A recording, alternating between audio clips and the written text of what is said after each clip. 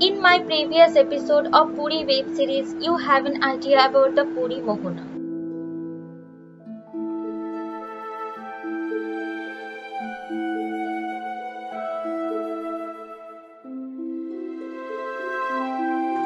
If you still not watched that video, I insist, please watch that video first.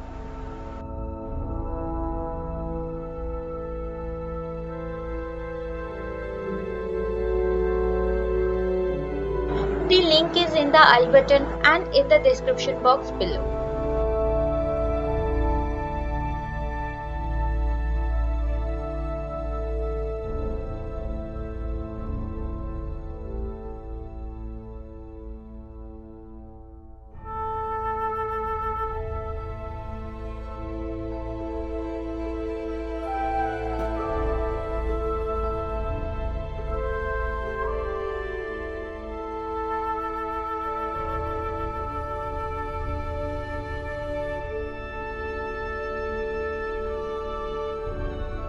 In this episode, I will explore the Puri Jagannath Temple.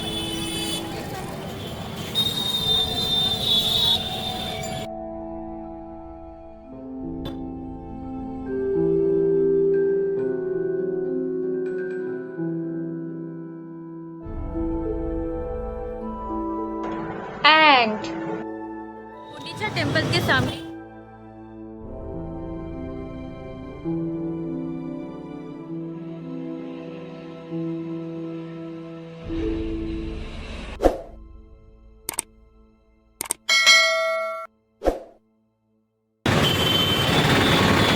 Very good afternoon friend.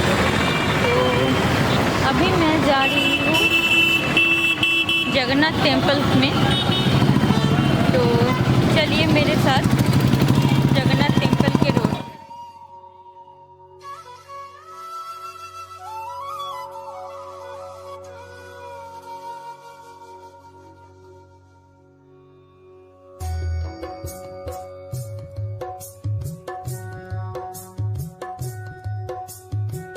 अभी मैं temple के पास आ चुकी हूँ। मेरे सामने temple है,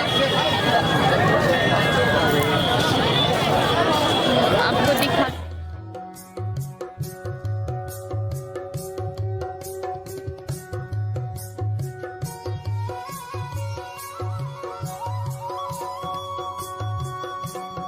temple का area start हो जाता है।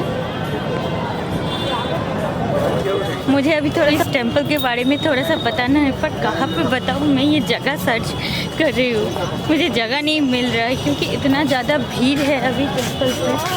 तो कहाँ पे मैं बताऊँ ये मुझे समझ में नहीं आ रहा है।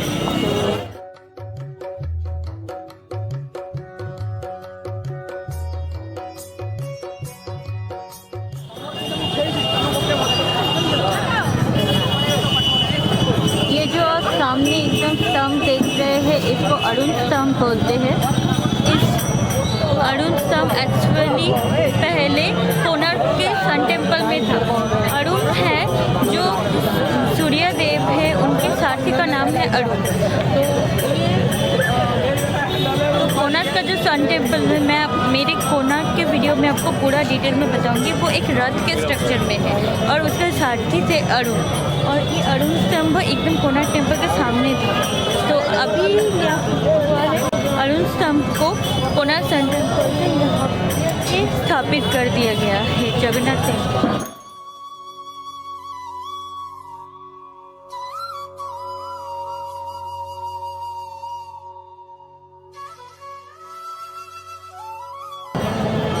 आप लोग महाभारत के बारे में तो सब जानते ही होंगे। महाभारत का मेन किरदार था भगवान विष्णु, श्री कृष्ण। वैसे भगवान की मृत्यु भी एक रहस्य ही है। बहुत लोगों का मानना है भगवान का कभी मृत्यु नहीं होता है, वो अपना देह परित्याग करते हैं। गांधारी के दिए हुए शाप की वजह से महाभारत युद्ध के 36 साल बाद भगवान श्री कृष्ण का मृत्यु हुआ था। और जब पांडवों ने उनको जलाया तो उनका पूरा शरीर तो जल गया, पर उनका हृदय जीवित था और धड़क रहा था। तो तब पांडवों ने उस हृदय को द्वारका में समुद्र में बहा दिया।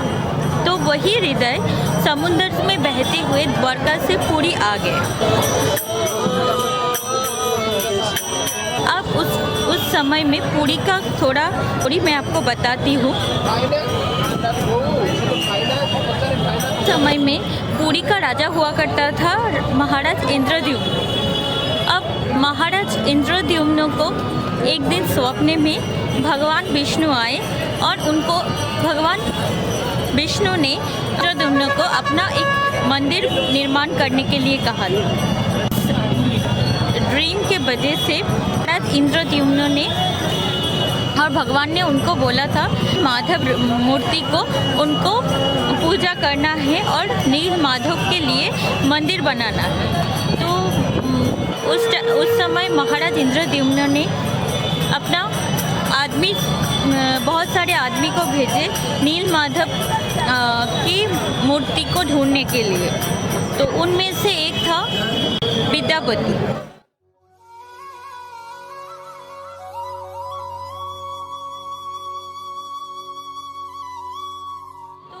विद्यापति को पता था सवर आदिवासी के लोग नील माधव की पूजा करते हैं और उन्होंने नील माधव की मूर्ति को नीलांचल पर्वत के एक गुफा में छुपा के रखा है। तो जब विद्यापति सवर जनजाति के लोगों से मिला तो उनको पता चला सवर जनजाति के जो मुखिया है विश्ववसु, उन्होंने नील माधव की पूजा करते हैं और उन्होंने ही नील माधव की मूर्ति को नीलांचल पर्वत की कहीं कोई गुफा में छुपा के रखा है। विद्यापति बहुत चतुर थे तो उन्होंने किसी न किसी तरीके से विश्ववसु के एक बेटी थे ललिता, उससे शादी कर ली। तो हर सुबह विद्यापति देखते थे कि विश्ववसु उनके फादर इन लॉ रोज सुबह निकल जाते हैं पूजा के लिए। वो लौटते हैं तो उनकी पूरा बॉडी से एक अच्छे खुशबू आते थे चंदन के और कर्पूर के। तो एक दिन उन्होंने अपनी पत्नी ललिता से पूछा इसके बारे में, तो ललिता ने उनको नील माधव के पूजा के बारे में बताया। तो विद्यापति ने तब विश्ववसु उनके फादर इन लॉ से पूछा कि वो भी जाना चाहते हैं नील माधव की मूर्ति को देखने के लिए। तो विद्यापति को ले जाने के लिए उनके ससुर विश्ववसु राजी हो गए और उनको पर उन्होंने शर्त रखी कि उनको अपना आँख बंद करके लेके। चतुर विद्यापति ने अपने साथ सरसों के दाना लेके गए थे और उनका आँख बंद था, पर उन्होंने सरसों का दाना पूरे रास्ते में फैलाते हुए गए थे कि बाद में वो सरसों का फूल खिले और उनको पूरा रास्ता दिख जाए। अब लौटने के बाद विद्यापति ने महाराज इंद्रद्युम्न को सब कुछ बता दिया और जो नीलमाधव भगवान का ठिकाना है वो भी बता दिया। अब तो इंद्रद्युम्न ने अपना लोक बल लेके आ गए वो नीलांचल पर्वत में गुफा में, पर उस टाइम भगवान वहाँ से अदृश्य हो गए थे। यहाँ पे थोड़ा सा कंट्रोवर्सी है क्योंकि बहुत कोई लोग बोलते हैं कि विद्यापति ने भगवान की मूर्ति को नीलमाधव की मूर्ति को नीलांचल पर्वत की गुफा से चोरी कर लिए थे और महाराज इंद्रद्युम्न को दे दिए थे। उनकी मूर्ति चोरी हो जाने से विश्ववसु बहुत दुखी हो गए थे और विश्ववसु माधव के बहुत बड़े उपासक थे और अपने भक्त के दुखी होने से भगवान भी दुखी हो गए और उन्होंने ने महाराज के वास को परित्याग कर दिया और लौट गए अपनी जगह पे। तो यहाँ पे थोड़ा सा कंट्रोवर्सी है, तो जो भी हो तो भगवान वहाँ से डिसअपियर्ड हो गए थे।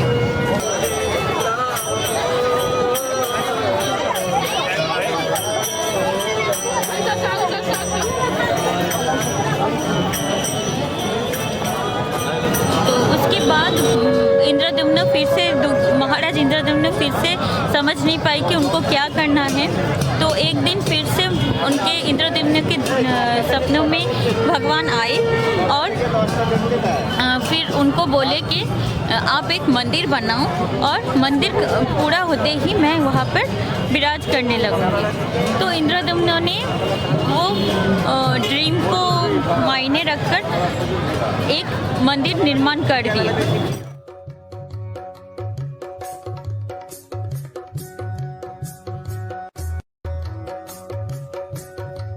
थे भगवान निर्माण करने। तो भगवान ने इंद्रद्युम्न को सपने में आदेश दिया कि एक पेड़ की लकड़ी जो द्वारका से समुद्र में तैरते हुए पूरी आ रहा है, उसी पेड़ की लकड़ी से ये जगन्नाथ मूर्ति आ सकते हैं। तो उसी टाइम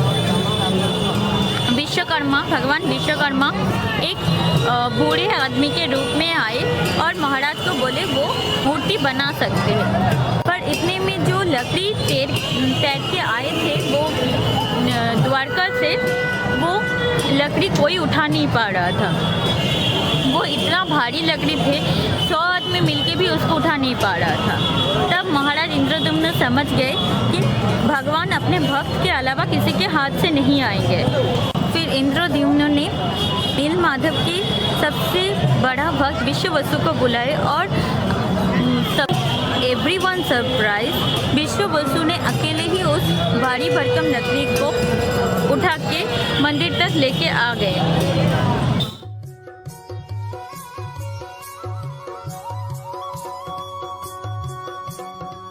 जो बूढ़े आदमी के रूप में थे वो मंदिर के लिए मूर्तियां गढ़ना स्टार्ट कर दिए, पर उन्होंने एक शर्त रखा कि वो 21 दिन में वो मूर्ति गढ़ेंगे, पर उससे पहले कोई उसके दरवाज़ा नहीं खोल सकता है। तो कर्मा जो बूढ़े आदमी के रूप में था वो मूर्ति गढ़ना स्टार्ट कर दिए, दरवाज़ा बंद करके। तो उस टाइम तोड़ने फिर काटने की आवाज़, जो हथौड़ा फिर और सारी चीज़ का आवाज़ आता रहता था बाहर से।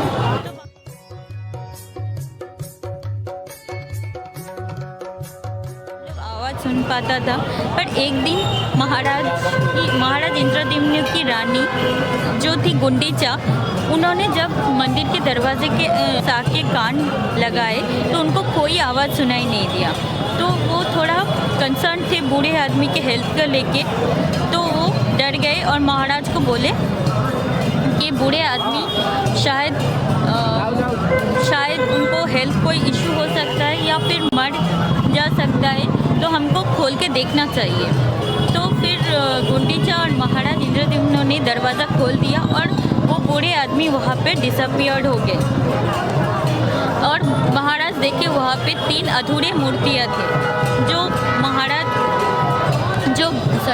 जो भगवान नीलमाधव और उनके बलराम के छोटे हाथ बने हुए थे और पैर नहीं थे, और जो उनकी बहन सुभद्रा के हाथ और पैर दोनों नहीं थे।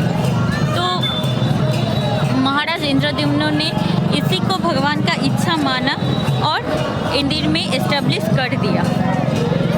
तो ऐसे शुरू हुआ था, यही पूरी कहानी है इस जगन्नाथ पुरी के।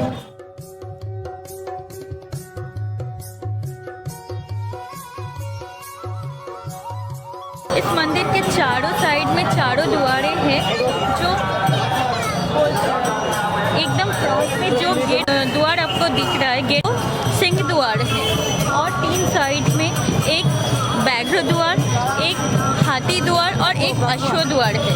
तो बोला जाता है कि इस मंदिर के चारों द्वार को 4 जन पहरा देता है। जैसे सामने सिंह द्वार है तो यहाँ पे सिंह पहरा देता है, जो व्याघ्र द्वार है वहाँ पे टाइगर पहरा देता है, और जो हाथी द्वार है वहाँ पे एलिफेंट पहरा देता है, और जो अश्व द्वार है वहाँ पे हॉर्स पहरा देता है।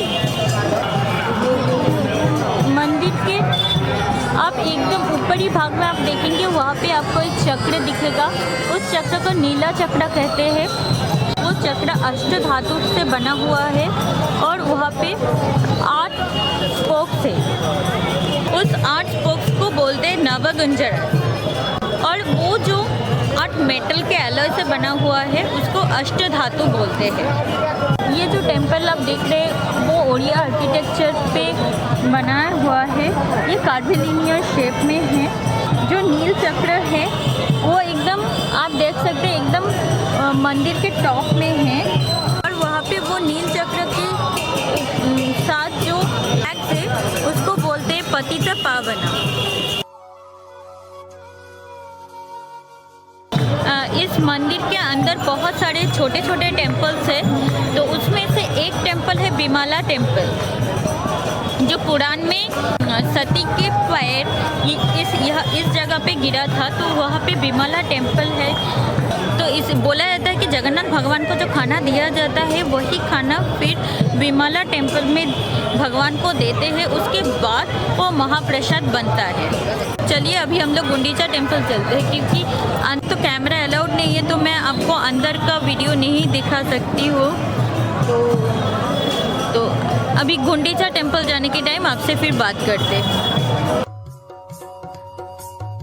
सारे लोग लाइन से आ रहे हैं, देखिए यहाँ पे लोग आ रहे हैं, और यहाँ पे सारे सैनिटाइज़र लगा हुआ है। यहाँ से सैनिटाइज़र लेके लोग फिर अंदर जा रहे हैं। ये पूरा लाइन बना हुआ है और ये अंदर लोग ऐसे जा रहे हैं। कृष्णा कृष्णा कृष्णा कृष्णा कृष्णा कृष्णा कृष्णा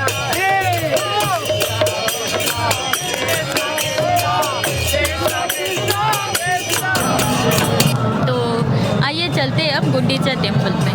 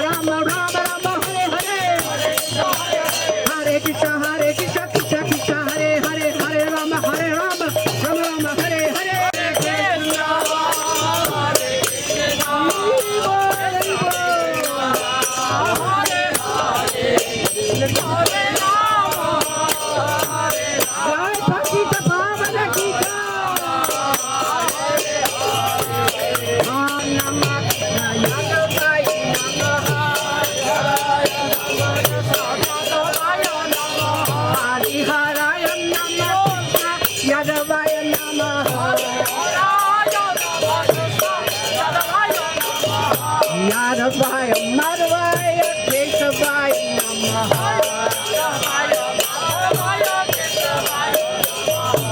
गोपाल गोविंद राम मधुसूदन गिरिधारी गोपीनाथ मदन मोहन।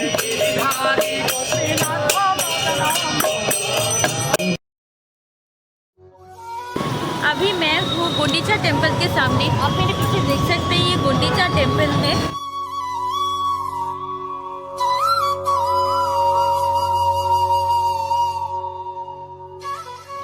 अभी लॉकडाउन के बाद ये मंदिर अभी तक खुला नहीं है।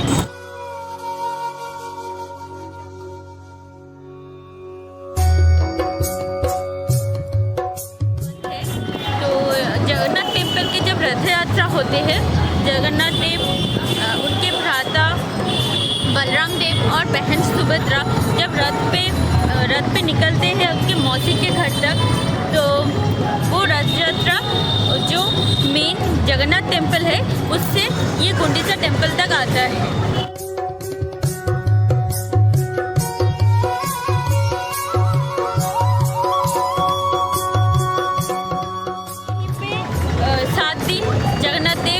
बलराम जी और सुभद्रा 7 दिन रहते हैं, फिर वापस चले जाते हैं उल्टे रथ के टाइम में जगन्नाथ मंदिर।